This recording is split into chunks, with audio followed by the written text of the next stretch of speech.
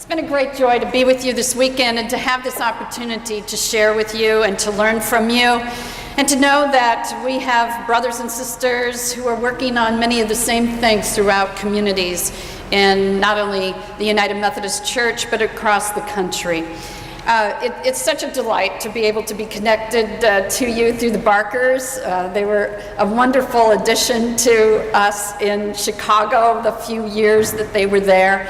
And so we do hope, this is one of the positive pipelines from between the states up to Chicago, and we do hope that we'll be able to continue that relationship in whatever ways are appropriate to do so. Your Bishop Bill McAlilly was here yesterday, a wonderful man with a heart and a soul for calling all of us to let justice roll down like waters. And so together, as we work in our communities, our separate places, we find our common bonds in sharing our faith in Jesus Christ. So thank you so much for the opportunity to be here. Listen to the Word of God as it comes to us from this passage in Matthew. And I've chosen this time the passage translation from the Message.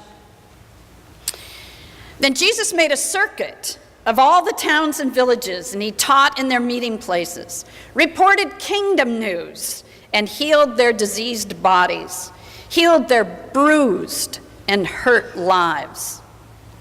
When he looked out over the crowds, his heart broke. So confused and aimless they were, like sheep with no shepherd. What a huge harvest, he said to his disciples. How few workers. On your knees and pray for harvest hands. The prayer was no sooner prayed than it was answered. Jesus called 12 of his followers and sent them into ripe fields. He gave them power to kick out the evil spirits and to tenderly care for the bruised and hurt lives. Jesus sent his 12 harvest hands out with this charge. Don't begin by traveling to some far-off place to convert unbelievers. And don't try to be dramatic by tackling some public enemy. Go to the lost, confused people right here in the neighborhood. Tell them that the kingdom is here. Bring health to the sick, raise the dead, touch the untouchables, kick out the demons. You've been treated generously, so live generously. Don't think you have to put on a fundraising campaign before you start. You don't need a lot of equipment. You are the equipment. And all you need to keep that going is 3 meals a day. Travel light.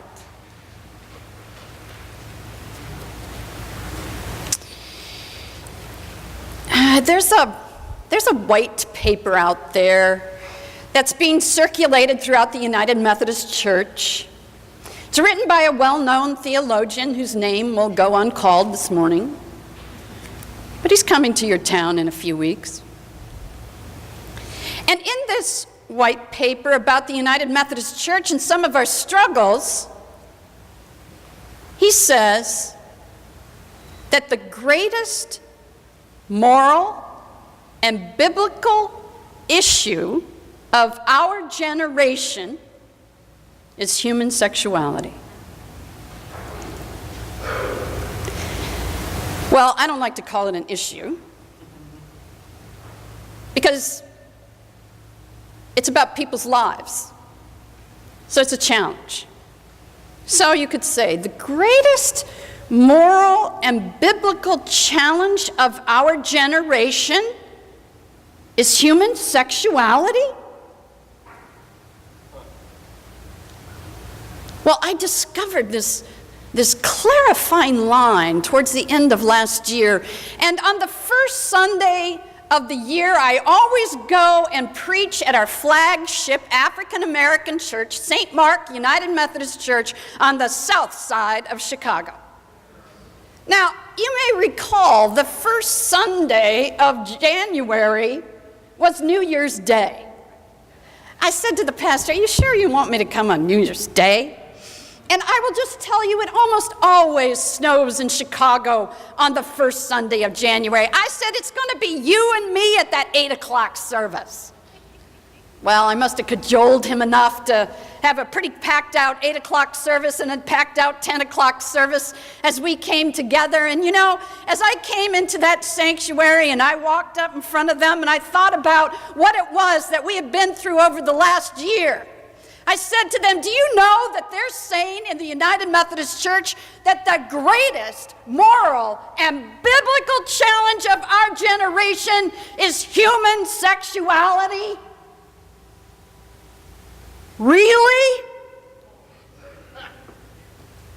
Now, it was just January 1st.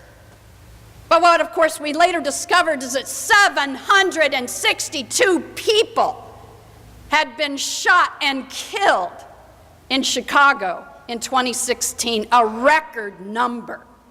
41 of those were children under 14. Around 4,000 people in Chicago had been shot, even if they had not died. Since then, you know, on Friday when I got on the plane, I discovered that there were 99 people who had already died from gun violence in Chicago this year, and it wasn't even the end of February yet.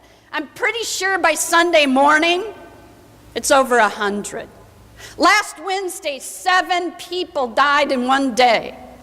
Sometimes on the weekend, there'll be 13, 14 people who die, and I'm not talking to you about the people who have been shot.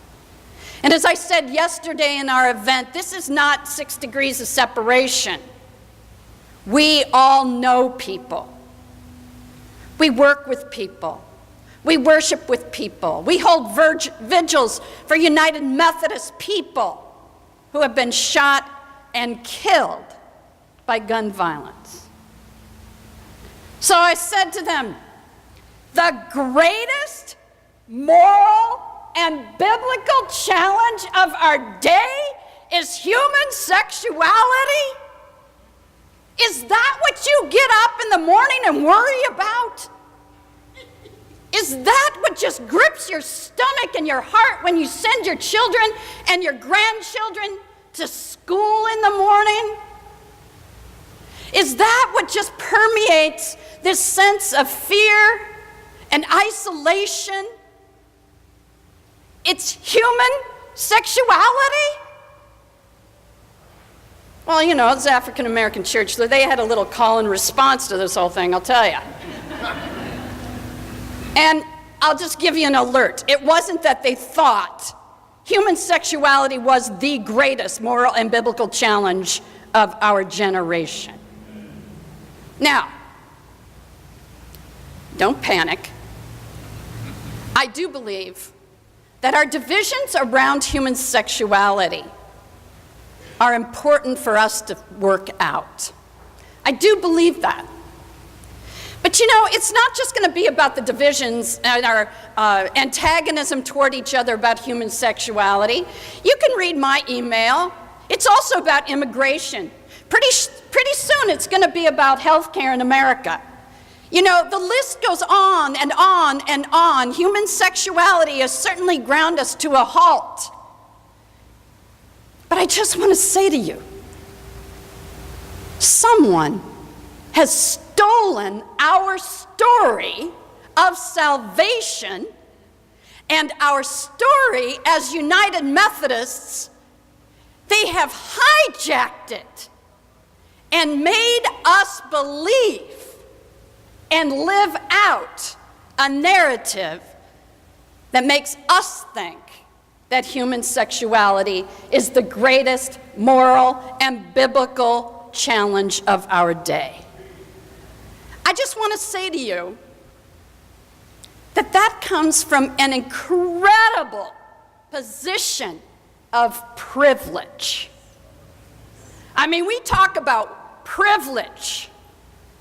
To stand up and say that human sexuality is the greatest moral and biblical challenge comes from the privilege of not knowing what it's like to live in some of our communities across America. And actually, some communities have a higher rate per capita of gun violence than Chicago. This is the truth. This is not just Chicago's phenomenon. We cannot let our United Methodist Church and the incredible scope and scale of our history and the ways in which we have and continue and are positioned in a unique way to continue to make a difference in all of our communities be hijacked by this position of privilege.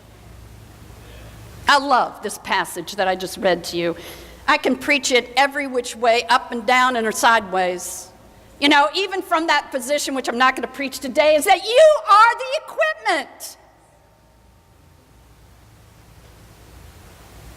You go forth from this place to do all of those things that Jesus called us to do. You know, so we have this mission statement to make disciples of Jesus Christ for the transformation of the world. And it comes from the Great Commission, which is at the end of Matthew. And I like this passage better. Because while the Great Commission says that we need to baptize and teach and all of that, this tells us what we as United Methodists know and do best, which is to care for the world around us, to change the world around us, to do those things which are good and not to grow weary in our doing good. You see, we are called to kick out the demons. There are demons of evil around us when we think about some of the statistics we heard about earlier on gun violence itself. And you know, it's important for us to have that kind of witness. Now, this morning, I wore the stole. And I can't walk out there to show it to you, but you probably thought I was from the north and liturgically challenged, didn't you? You did, come on. It's orange. At General Conference, I preached a sermon and just mentioned a little bit about gun violence, how it had impacted my family and also the community in which I live. And there was a woman who responds, she's a retired United Methodist minister. And her life was impacted by gun violence over the years. She was the pastor of First Church near the University of Arizona, I think maybe in the early 90s, when several nurses experienced gun violence. She was held at gunpoint and robbed while in her ministry. And then when Gabby Giffords was shot, she also had a friend who was one of those who was injured. And so she has made it her mission to help make people aware of gun violence. So she contacted me even later that day, and she said, "I'd like to make you a stole." She even sent me a picture of swatches of fabric, and I picked this one. You probably can't tell, but it has little crosses. And for me, that reminds me of the ways in which people's lives are being challenged, seriously challenged by gun violence. And then she sews in this little patch of green. And the green represents hope. Because of course you know that orange means what hunters wear when they go out. I'm here, don't shoot.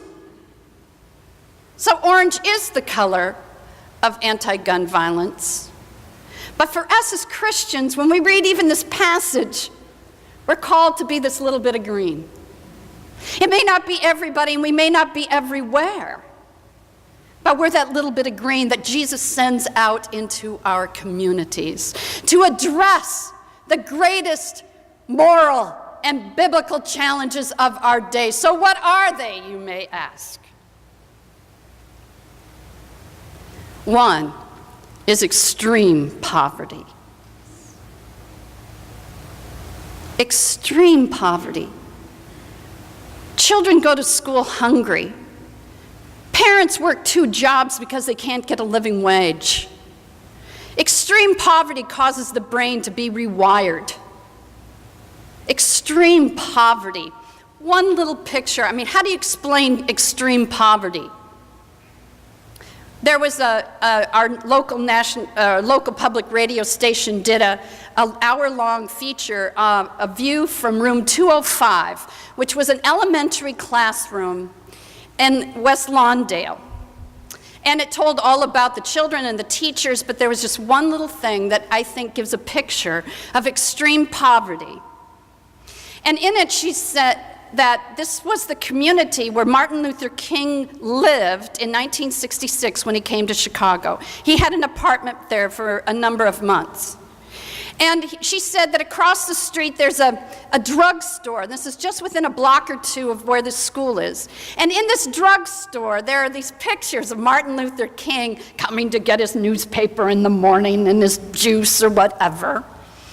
And then she played this clip of Martin Luther King in 1966 saying that this community is a slum. And then she said, when I looked at the pictures, it looked so good back then compared to how it looks today. Extreme poverty. Somebody's been kicking that can down the road. That is our moral and biblical challenge of the day. We must address it. And then the other great moral and biblical challenge for us today is racism. Again, at General Conference, I preached a little sermon. And in it, I talked about how the only group of people that we call incompatible with Christian teaching are homosexuals. Homosexuality is incompatible with Christian teaching. And I said, what if racism was incompatible with Christian teaching according to our teachings? Would we be having different conversations? Might we be thinking about the ways in which we relate to each other as a global church, as a national church, is in our own communities, if we said racism is incompatible with Christian teaching? Again, because we don't, I just wonder if that's a position of privilege. But then, I don't want statements about incompatibility with Christian teaching. I want us to be what United Methodists are so good at. I want us to use this incredible church and all of its gifts and so many wonderful people like yourself who do go out, who are the message going out, to do what you do best. Changing one life, changing one neighborhood, sharing the gospel of Jesus Christ. I want us to take that message and live it anew, because I believe we are stronger together than apart. So Jesus, he always had a vision. It says very clearly in this passage why he did what he did. He saw those whose lives were bruised and hurting. He saw those who were aimless and confused. And what did it do? It broke his heart. Who does your heart break for? I love your image. And of course it stands for your inclusiveness, but I hope it stands for all persons in being inclusive. But I love that just a little bit of an image of a butterfly. Because don't you need some hope these days? So imagine if people could come together under the mission of Jesus Christ because our hearts break for the world around us. Imagine, even if we don't agree. Imagine if children could go to schools that were well resourced so that they had both food and books. Imagine parents with jobs that gave them a living wage. Imagine finding peace in our communities so that there isn't gun violence. Imagine the good that we continue to do because we're United Methodists. Imagine continuing to do that because we take back our narrative. We refuse to live in a story of privilege. And we say the greatest moral and biblical challenges of our generation are such things as extreme poverty and racism. Now that's something we can roll up our sleeves and get to work in the true spirit of United Methodism. God bless you for all you do to bring about that little bit of hope to the world around you. Amen.